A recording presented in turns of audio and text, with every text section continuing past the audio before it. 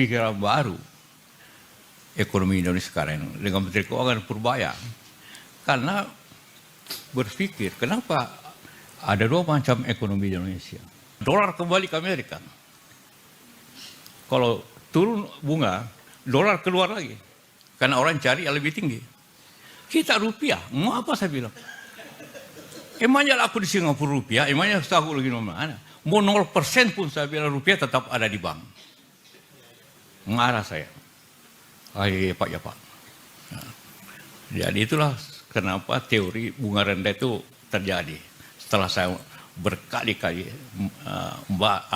tekanan tidak, salah ini kebijakan. Kebijakan salah, bunga di atas inflasi.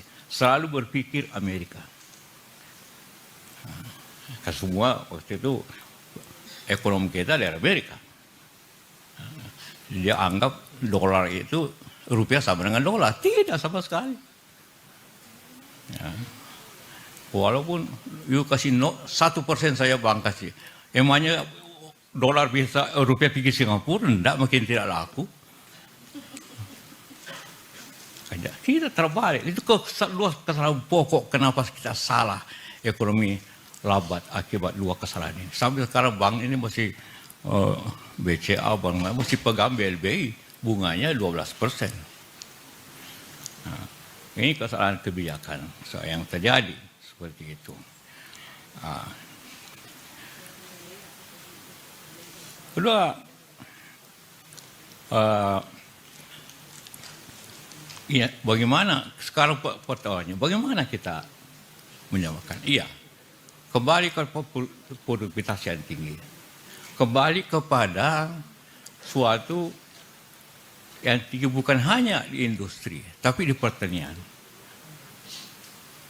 Jangan kembali kepada sistem waktu zaman Pak Amiruddin, Sakut Wakadin.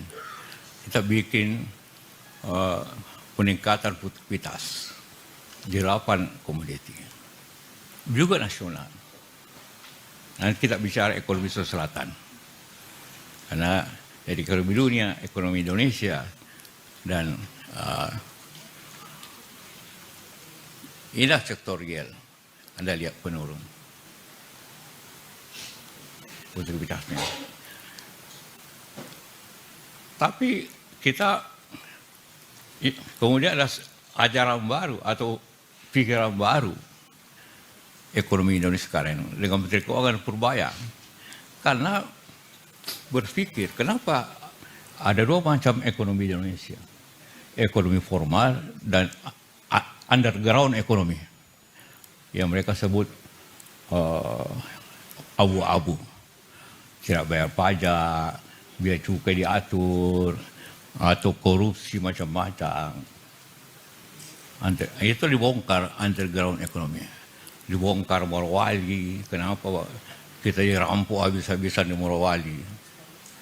Ini semua diperbaiki agar timbul suatu ekonomi baru. Ya kita harap itu bisa jalan. Walaupun tentu makan tempo.